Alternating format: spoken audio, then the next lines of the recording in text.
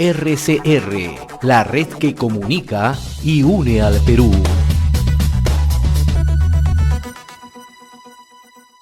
Nuestro invitado en esta oportunidad es don Julio Failot. Él es economista, analista en temas políticos, director de la revista Apuntes al Lápiz, una revista que de manera cotidiana analiza la situación política, económica, social en el país. Don Julio, qué gusto saludarlo. Gracias como siempre por atender esta comunicación con RCR, Red de Comunicación Regional. Muy amable. ¿Cómo está?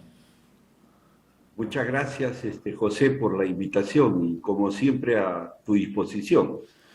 Hablemos de un primer tema, ¿no? Reciente, el lanzamiento de la segunda reforma agraria, ¿no? Tiene sus matices, hay quienes consideran que no era necesario anunciar una segunda reforma agraria, sino con lo que se tiene ir perfeccionando, ¿no? Sobre todo en lo que concierne a mayor apoyo en cuanto a infraestructura, ¿no? Un trabajo multisectorial, ¿no? En favor de la pequeña agricultura, el tema de la conectividad, ¿no? Fundamentalmente vías de acceso, ¿no? Me gustaría conocer un primer análisis, considerando que usted está siempre bien enterado de lo que acontece en la zona sur, en la Sierra Sur, ¿no?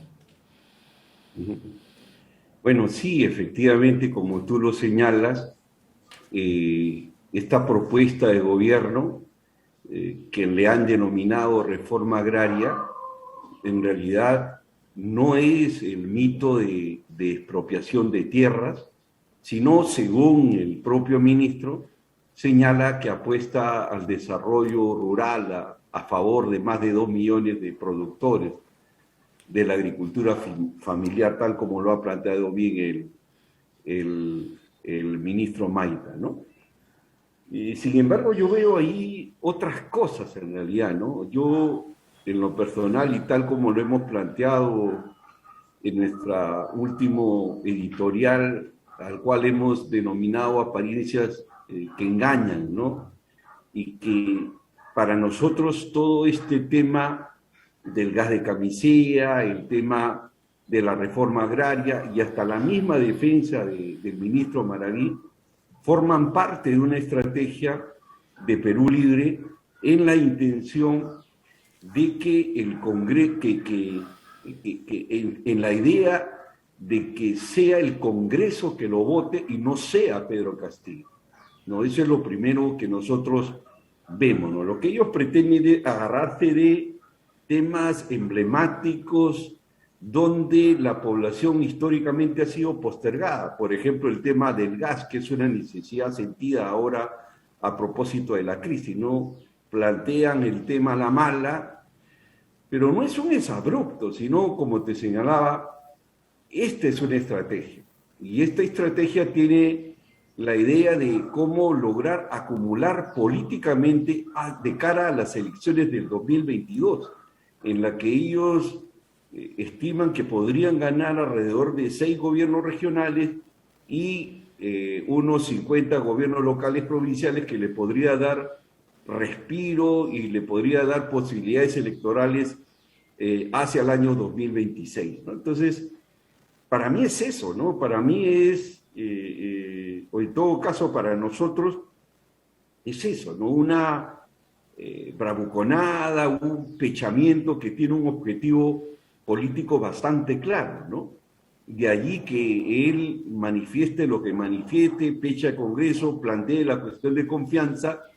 ¿Qué tiene que ver la cuestión de confianza con un tema de una ley que en realidad busca la reivindicación de más de 2 millones de agricultores? O sea, ¿qué tiene que ver esto con el tema de que el legislativo no te lo apruebe? Y si no te lo aprueba, yo te pongo cuestión de confianza, ¿no?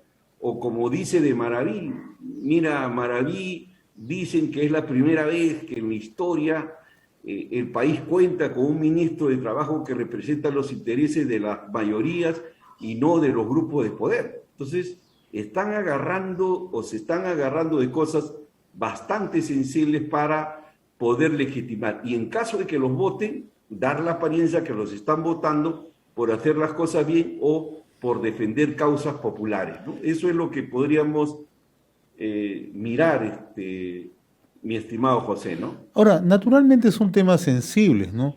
Y para nadie es ajeno que por años existe una ausencia del Estado, ¿no? En estos temas, ¿no? Pero también el otro tema es la confrontación abierta que se está generando, no de casualidad, sino parece ser de manera exprofesa, ¿no? Porque esta situación que se está generando en los últimos días frente al Congreso de la República tiene una estrategia y tiene una táctica. Cuando vemos a los ministros de Estado, ayer hemos visto 3 ministros actuando sobre un tema, ¿no? Sobre el eje Maraví, ¿no? Entonces da la impresión que Maraví es el eje principal sobre el cual gira el país. Y en eso, particularmente, yo no sé si usted, yo particularmente no estoy de acuerdo, ¿no? Porque el presidente tendrá que tomar su decisión, ¿no? Pero el objetivo creo que es otro. El objetivo es enfrentar, pechar, desgastar al gobierno, al Congreso, ¿no? Y ver cómo reacciona el Congreso, ¿no? ¿Qué piensa usted? Mira, en realidad, como te decía, para mí es una estrategia de Perú Libre y de Cerrón, en la que claramente de una u otra manera se ve beneficiado del profesor Pedro Castillo, porque ahí el problema está en la permanente presión de la vacancia. Pero te digo una cosa con mucha sinceridad. Yo no creo definitivamente que el Congreso esté interesado en vacar al presidente Castillo. Tampoco creo que el presidente Castillo tenga o se le ha pasado por la cabeza disolver el Congreso. Te lo digo con toda sinceridad. Probablemente a Castillo no, pero tiene una serie de alfiles que sí tienen en mente eso, ¿no? Claro. Bermejo, Mira, el propio Guido Bellido, ¿no? Yo te digo, José, que esta es una bravuconada más. Te lo digo con toda sinceridad, por un razonamiento bien elemental. Ni a Bermejo, ni a ningún congresista le conviene irse a su casa. Sobre todo Bermejo. Bermejo se va preso porque tiene acusaciones y que al perder la inmunidad parlamentaria, mi estimado José, no les conviene. Lo que pasa es que se ha dado cuenta de la debilidad del Congreso y que tampoco ninguno de ellos quiere irse. Imagínate esos 24 congresistas que cobraron de manera, por decirlo decentemente, irregular los sueldos de instalación que no le correspondía. Imagínate si ellos tuvieran disposición a irse en caso de que proceda la vacancia. Porque si la vacancia procede, José, no solo se va el presidente Castillo, sino se van todos, porque hay un pacto explícito y de lealtad del Dina Boluarte, por ejemplo. Nosotros tenemos información de que ante una posibilidad de vacancia del profesor Pedro Castillo, Dina Boluarte renunciaría y con ellos irían no solo Pedro Castillo, sino se iría el Congreso y compañía.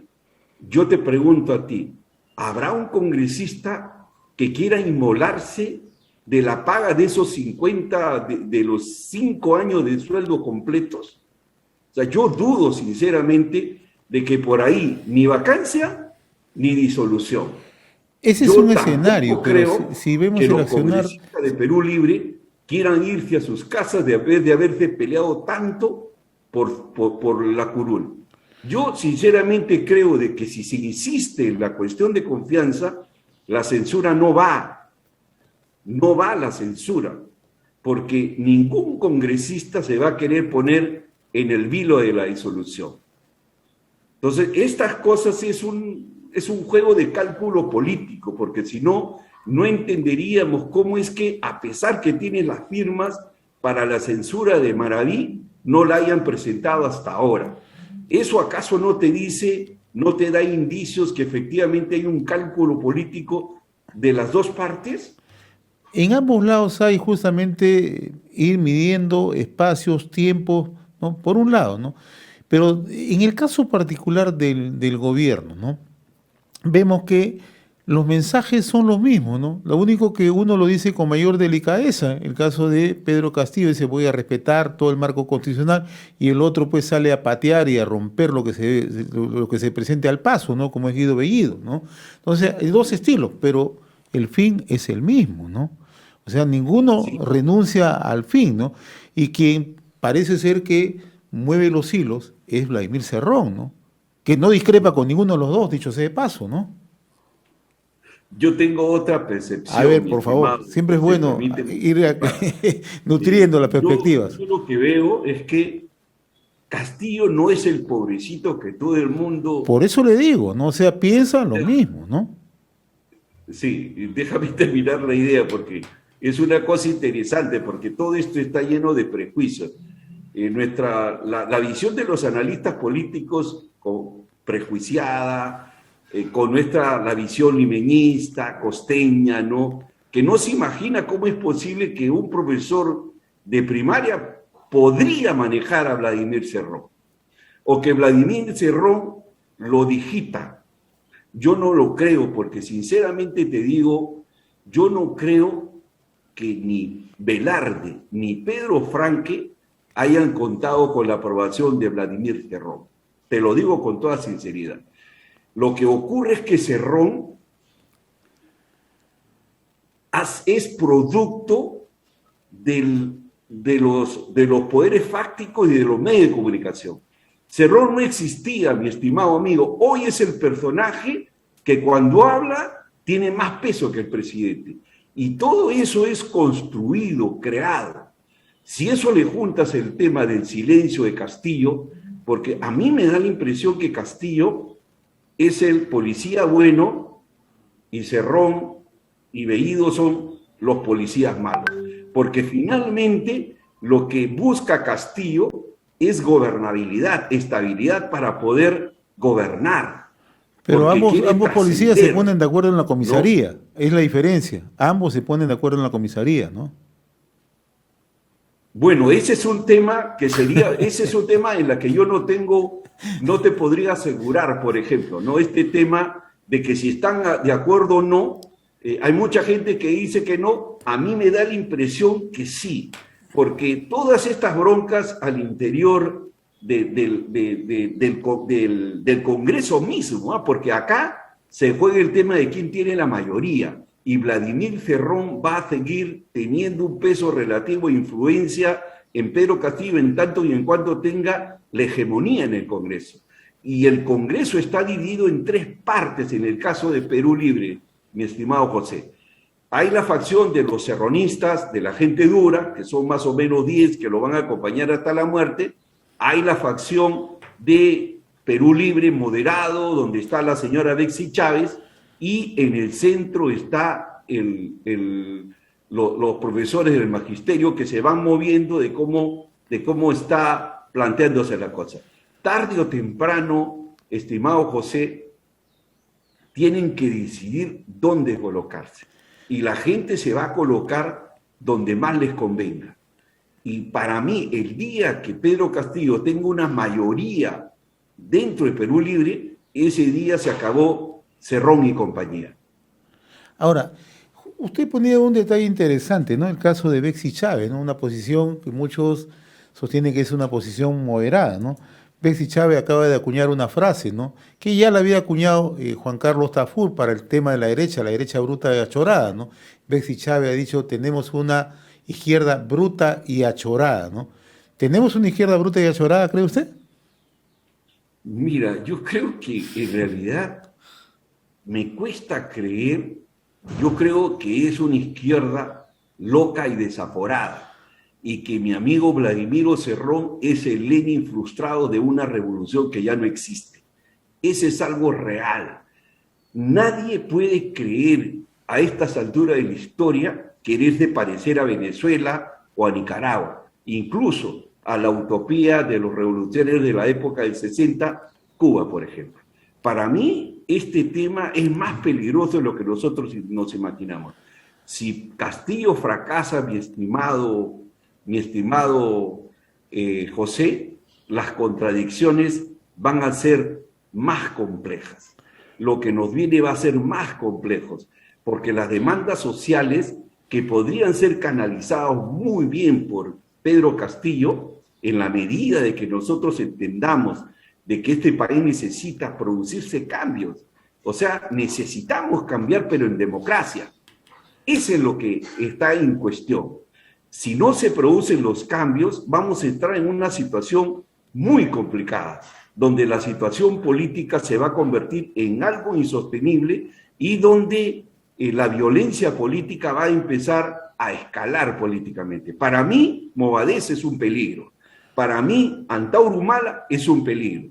Si logra triunfar Vladimir Cerrón fuera de este escenario, lo más probable es que nos vengan cosas peores en el año 2026. Ahora, finalmente, señor Failot, el silencio de Pedro Castillo, ¿para usted también no es un peligro? Porque un presidente de la República que no define, un presidente de la República que no se dirige a la población en los momentos decisivos. Lo de ayer ha sido una muestra, ¿no?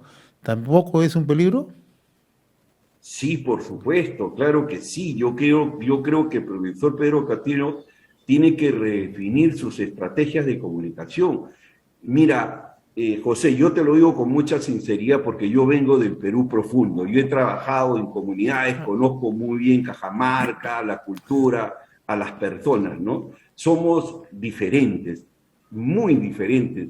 Lo que ocurre es que Pedro Castillo está resentido con la prensa y no logra medir la magnitud del daño que puede generarse si mantiene permanentemente esta tensión.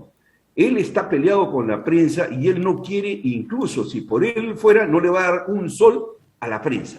Entonces, él tiene ese resentimiento que tiene que resolver porque eso le hace daño al país. Pero es la forma como ellos piensan. Con respecto a Maraví, lo que yo veo, más que una alianza, una relación de amistad y de lealtad. Maraví ha sido el soporte político en el magisterio durante muchísimos años. Y Pedro Castillo le debe muchísimo a Maraví. Y en nombre de eso hay una afinidad que va más allá del terreno político y que esa dimensión de la lealtad y no es bien entendida por nosotros. Ahora, y esa afinidad pasa por Movadez porque para muchos, Maraví es una persona que representa a este sector. Mira, yo sí creo que Maraví ha tenido Movadez, o sea, ha sido Movadez. O sea, a mí no me cabe la menor duda. Tampoco me cabe la menor duda de que él en sus años aurorales formaba parte de Sendero Luminoso. Pero yo te digo una cosa con mucha sinceridad. Yo te digo porque yo he sido un hombre de izquierda por esa época. Hay muchísima gente, mi estimado José, y no es por justificarlo, sino para poder entender, porque si no logramos entender qué está pasando o qué está sucediendo, esto va a seguir complicándose. Nadie sabía, José, a ciencia cierta, qué cosa iba a significar Sendero Luminoso en el año 80. En el año 80 la izquierda demoró mucho en zanjar con Sendero porque no tenían la menor idea cómo iba a terminar esto. Nadie se imaginaba que Sendero iba a ser el monstruo asesino que mató gente inocente y que fue el principal promotor de la guerra y de la violencia política en el país. La que mató más gente después de la pandemia ha sido Sendero Luminoso. A mí no me cabe la menor duda, pero mucha gente que estuvimos en esa época, en el año 80, no podíamos mirar eso, no podíamos visualizar, no éramos magos como para poder entender que esto iba a terminar feo. Entonces también hay que ser justos en el sentido de que por ahí podría haber algún tipo de beneficio de la duda. Maraví no ha sido sentenciado, Maraví no ha sido... Mira, yo te digo una cosa con toda sinceridad. Yo estudié en San Marcos y el solo hecho de estudiar en San Marcos éramos sospechosos de terroristas. Y yo fui detenido. En un momento pretendieron acusarme y yo era obviamente un líder, un dirigente estudiantil que pertenecía a una izquierda que tenía una clara diferencia con Sendero Luminoso, pero ahí no mezclaban a todos. Claro, lo que pasa es que en el caso suyo, Julio, usted hacía, entiendo, un proselitismo de izquierda responsable, ¿no? Maraví estaba presente donde estaban todos los atestados, ¿no? O sea, tenía un don de ubicuidad que preocupa, ¿no? O sea, bueno, eso sí es un poco difícil de entender, sí, ¿no? Sí, sí, José, yo te doy la razón. Yo no hubiera nombrado de ninguna manera a Maraví como ese sí es un error del presidente Castillo. Yo estoy intentando ser justo, ser imparcial en esta mirada con respecto a estos temas que son tan delicados y que hay mucha gente que sinceramente piensa como yo, pero que no lo dice. O sea, para mí es un error discutir si lo queman o no lo queman a Gonzalo, a Abimael Guzmán. Una discusión absurda, porque por ahí no pasa por quemarlo o no quemarlo. Por ahí no pasa, pasa por derrotar a ese pensamiento enfermizo que creó Gonzalo. Eso es lo que hay que derrotar.